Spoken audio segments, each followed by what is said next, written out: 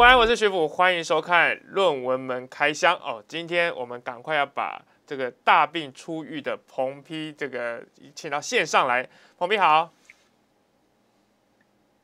大家好，徐福好，我是通缉犯。对，我大病还没有出狱，然后还没出狱，还在反复中。是啊，对，这个到底什么状况？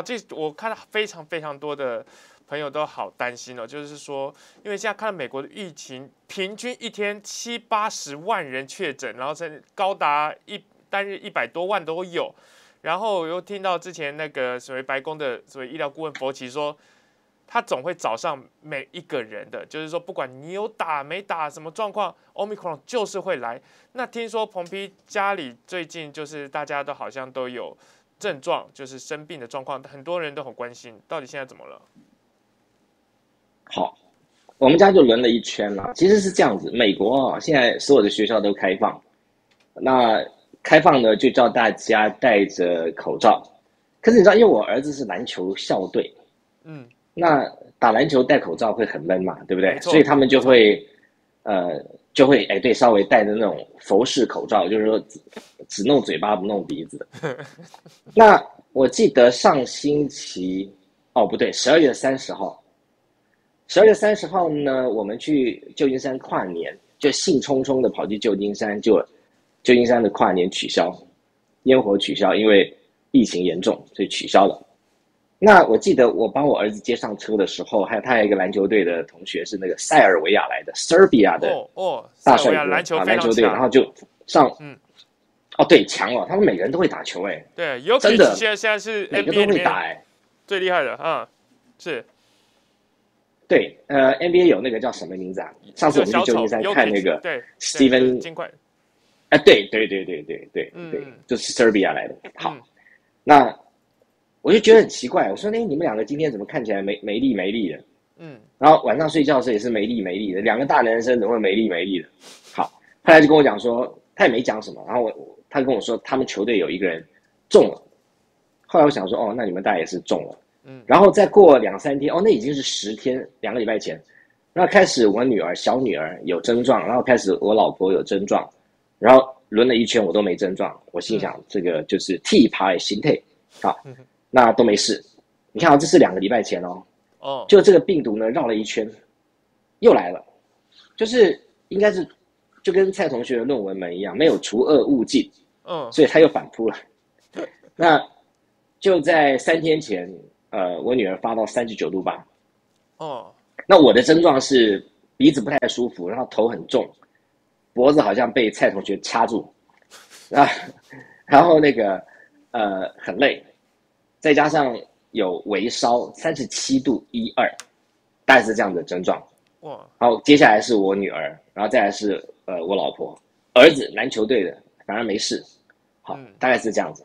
那我们就反正就睡觉嘛，现在就是睡觉，然后吃那个维他命 D3 锌，跟那个什么，跟那个维他命 C，有好一点啦，就是感觉到有好一点，然后这个徐府的论文们比较重要嘛，就是冒死也要一定要连线一下，对不对？哈，是好，因为人生自古谁无死？对啊，因为我听到彭丕的声音听起来还好，还算有力，但是就是很担心说，看女儿都烧到39度多，那后来有没有去检测？听说也有做一些病毒的检测，对不对？有，我们是特别去订了那个 antigen， 就是带回家的那种，有自己检测那个。为什么不去外面检测呢？因为先做 antigen， 其实我们现在出去外面是不负责任的。就我如果跑去检测的话，其实是不负责任的。那我就跟东部的医生，有人看了我们节目《宇宙正经学院》的铁粉嘛，New Jersey 的王爱兰医师，他是感染科的，他的博士论文是讲感染，然后他的指导教授是诺贝尔奖的得主。好，那他自己是小儿科医生跟过敏科医生，他就很热心的写信打电话叫我跟他联络，然后跟我讲应该怎么办。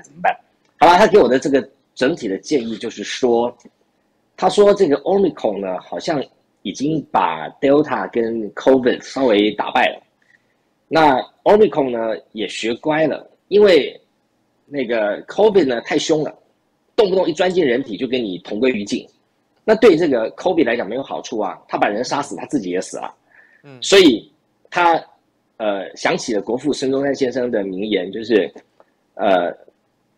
生活的目的在增进病毒全体之生活，生命的意义在创造病毒记起之生命。所以他想起了这句话以后，他就变孬了。好，然后就跟蔡同学一样装孬。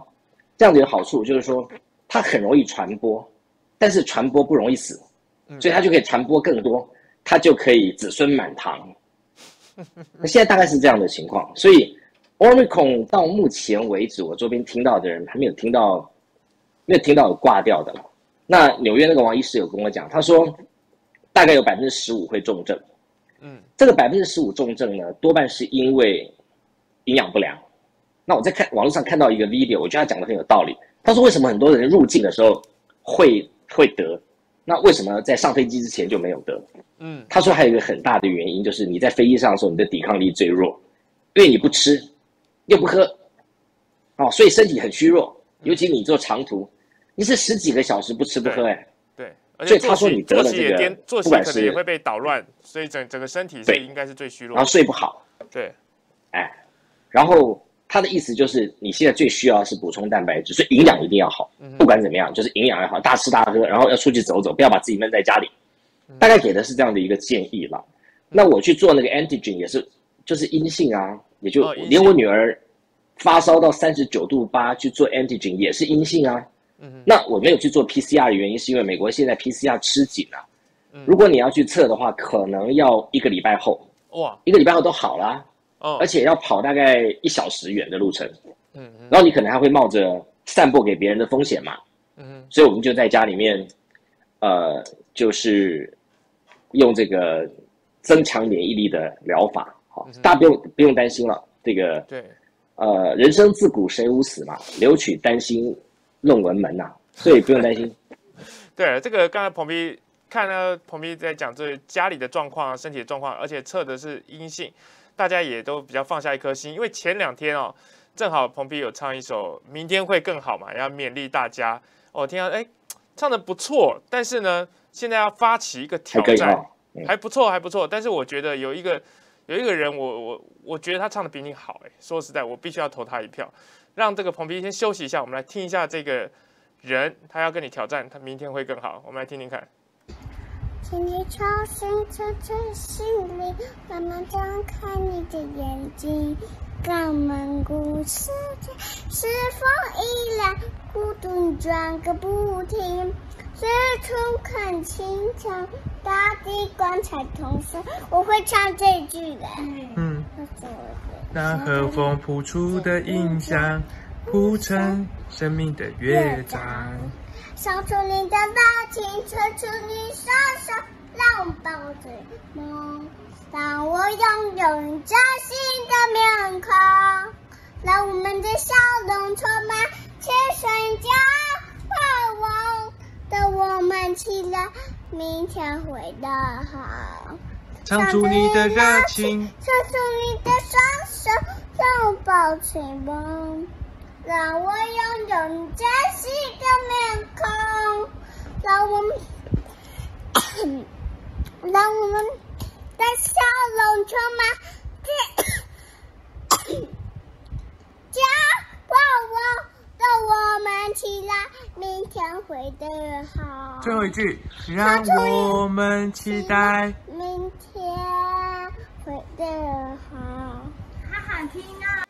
好，这个内举不避亲，这是我女儿一岁，不是1岁，2岁多的时候唱的，这个所以那时候还在包着尿布，只是想呼吁彭批啦，就是希望明天之后彭批的病情会更好，也希望明天之后台湾会更好。所以因为这一首歌其实我也不是第一次放出来，就是我记得在2020年那个中天被关台的时候，那时候那一天的我们24小时直播嘛，我也放了这首歌，就是我自己觉得蛮感动。现在过了1年多，的确不知道有没有更好，但是至少18般武艺大家锻炼的更多了一点，面对困难挫折的那个忍耐力啊，或者是说处理的能力又更强了一点，所以明天会更好。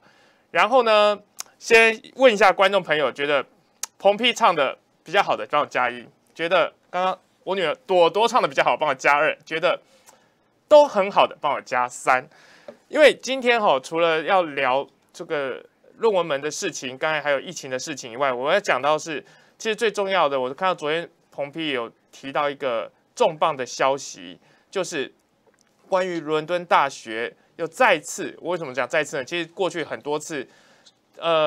就是也各种明示暗示，就是说蔡英文没有论文，但是这一次是具体的提出来，这是有民众在网站上面，就是那个就是要问资讯的那个网站，就是想要跟伦敦大学提问，到底蔡英文论文什么时候出版？意外把伦敦大学真的调出来，和盘托出这件事情。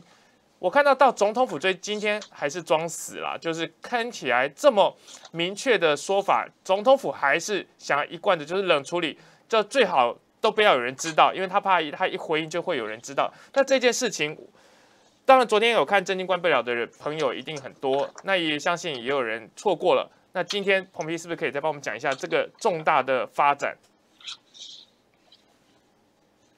好，这个。总统府已经没有地方闪的了。好，我们先从时间轴来看。总统府记者会是在2019年的9月2号，总统府开了一个记者会。那个时候，张敦涵跟黄崇彦说了一句什么话呢？你们去找商啊，应该可以找得到。他说：“一切以英国伦敦政经学院所公布的为标准。”好了，那就当他讲错吧。然后呢，又过了1年，选举完了，总统府发言人张敦涵，因为我去中国国民党的中常会演讲，演讲完以后，很多人就去找这个张敦涵，张敦涵就说了，关于蔡总统的博士学位，我现在念的每个字都是他讲的，只有求证 LSE 校方是唯一且正确的管道 ，LSE 校方已有公开证实过。蔡博士确实于1984年取得法律博士学位，而总统府也早已公开出示过校方所提供的学生资料，证明总统经过严谨程序取得博士学位。总统府发言人张敦涵说：“我们愿意不厌其烦地再次提供 LSE 校方的公开声明给大家参考。”眼见为凭，谁才是散播假消息的人，自然不言可喻。好，这是2020年的12月9号讲的。那过了半年啊，他又讲了一遍啊，他说，黄伟起诉我的那一天啊，就是2021年的3月31号嘛，就是愚人节前夕。张敦涵应记者的要求，他又讲了一遍。对此，总统府发言人张敦涵表示，总统府尊重司法，不评论司法个案。关于相关司法个案，将持续律师团队循司法程序处理。张敦涵说什么呢？总统府仍然愿意不厌其烦地重申，蔡总统的博士学位 ，LSE 校方已经公开证实过，蔡博士确实于1984年取得法律博士学位，并且总统府也早已公开出示校方所提供的学生资料，希望各界不要以讹传讹。接下来过了半年还不够，又讲了一次。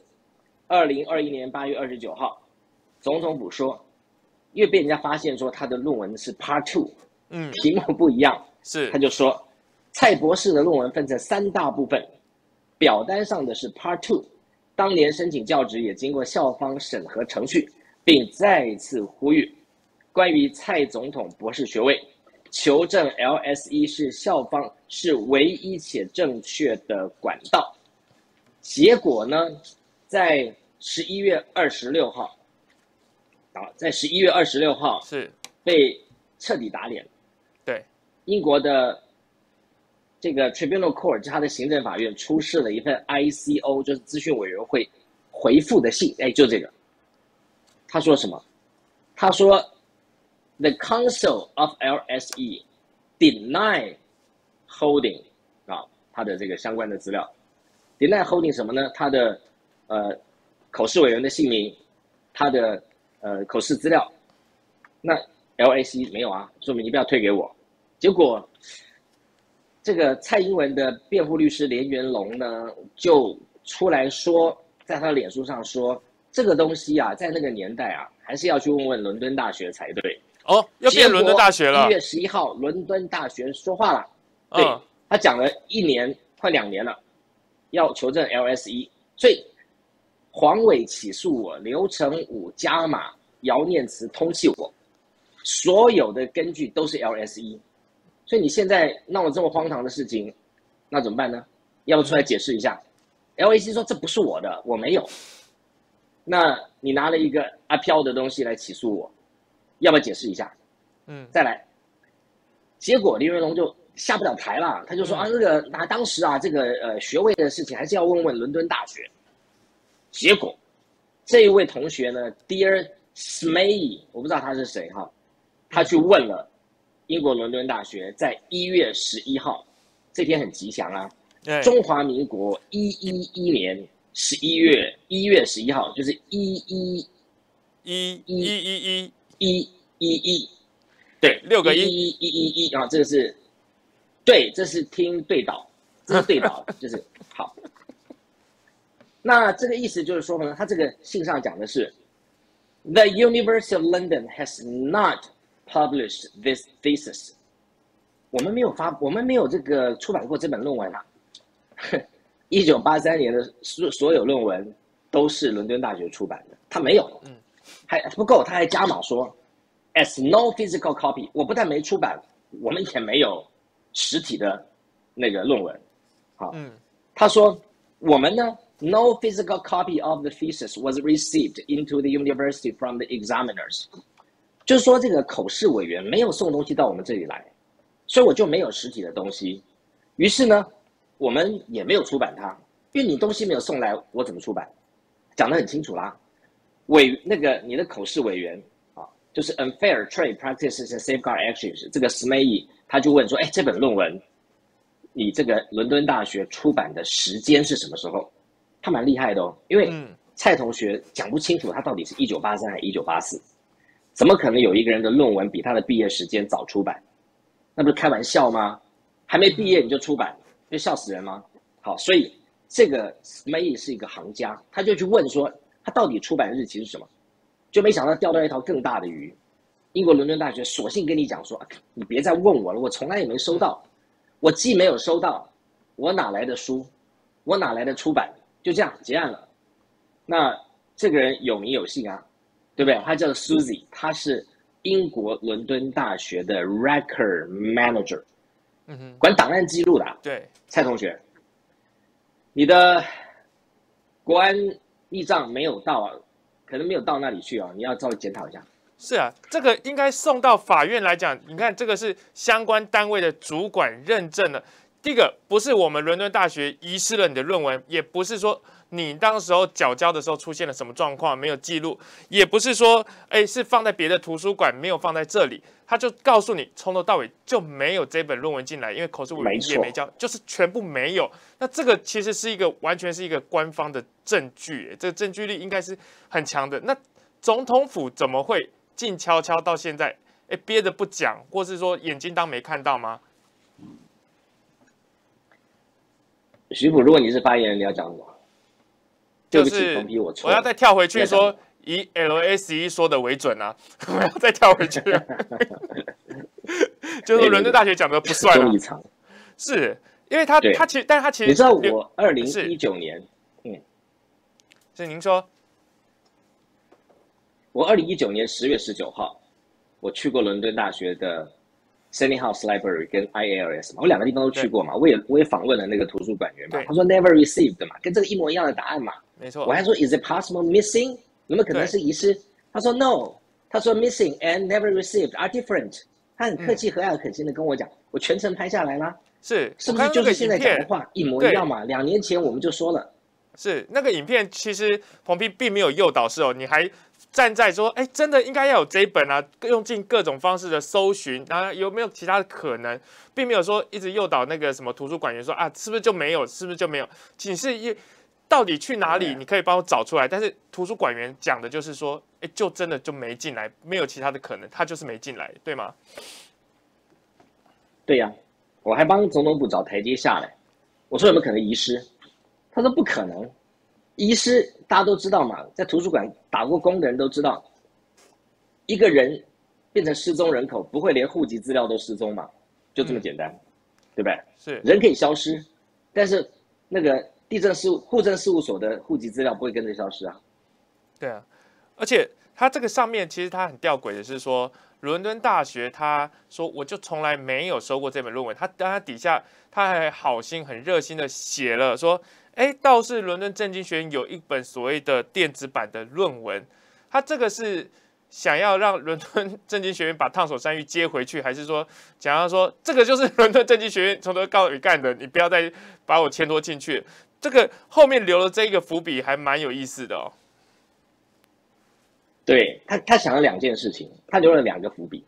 第一个，他说 LSE has an electronic copy of the thesis available to access via their online thesis system， 还贴了一个连结给我们。他说伦敦政经学院，网络上有他的论文，好，但他也避开，他没有说这论文是什么时候弄的。第二个，至于这个是不是论文呢 ？You can also read LSE's statement regarding the thesis， 你还可以去读一下那个伦敦政经学院的一个声明，哪一个声明呢？就是2019年这个双十节国庆前的那个10月8号偷渡的那个声明。这声明现在已经变成总统府的至尊牌了，你知道吗？所以施方龙、施呼龙真的是施呱呱，实在是居功厥伟啊。是，但是现在看起来，伦敦大学这一个会成为，比如说彭斌，你接下来很多的官司。它会成为一个蛮有力的证据，你们会把它呈上去吗？就是说，现在伦敦大学就已经告诉你，当然会啊，对，因为不可能会有一个博士他完全没有论文，然后他可以当博士，有这种例外吗？当然是不可能了，绝无可能。可以啦，荣誉博士啦，荣誉博士，但荣誉博士可以啦，荣誉博士，对，荣誉博士只要长得帅就可以。刘德华也是荣誉博士啊，对不对？徐府应该也可以吧？真的还不够那个梗，你讲到刘德华去了，我怎么办呢？但是这件事情的确应该要更多人引起关注，就是踢皮球踢来踢去，伦敦大学第一次这么明白的讲出来，就是从到尾不是丢了，不是不见了，不是怎么样程序疏失没有登载，就是从头到尾他就明白告诉你没有这件事情，然后同时你再搭配服用，伦敦政经学院也告诉你，我就是没有这个口尾的资料。好，这个到底谁会有这个资料？现在搞不清楚。